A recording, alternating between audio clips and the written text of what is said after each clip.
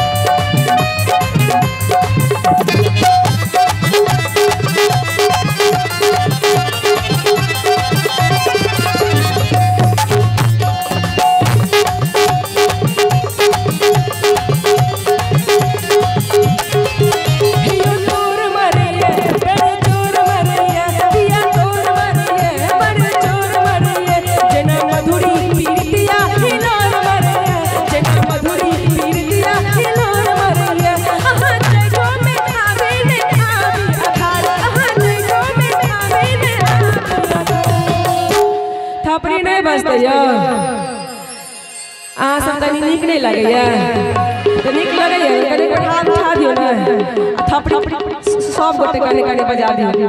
हे हां जेठो में आबी आधार हां जेठो में आबी आधार झड़ी लागैता आया जरूर सजना झड़ी लागैता आया जरूर सजना।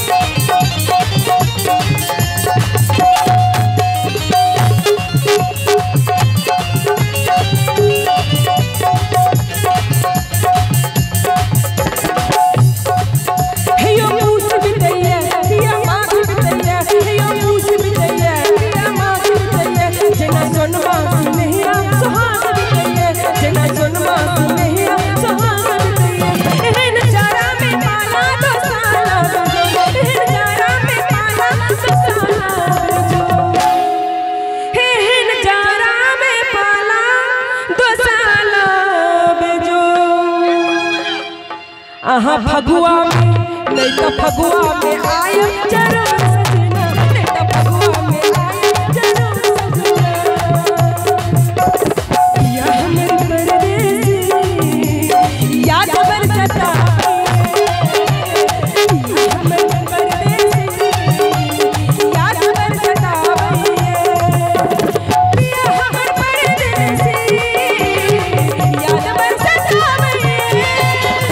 पिया हमर परदेसी याद बरसता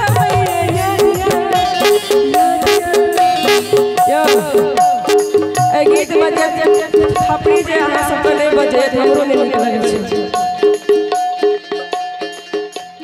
याद याद याद याद हृदय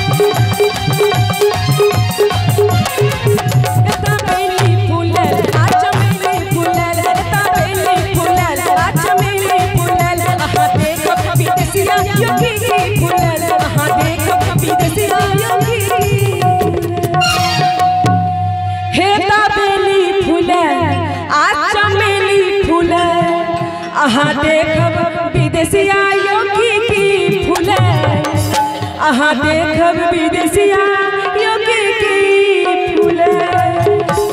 यहाँ मास दिन में आवे के बरखे मुदा, आहा मास दिन में आवे के बरखे मुदा। थपड़ी ने बसते यो हाय ना ना थपड़ी बड़ी बड़ी गुजरा ला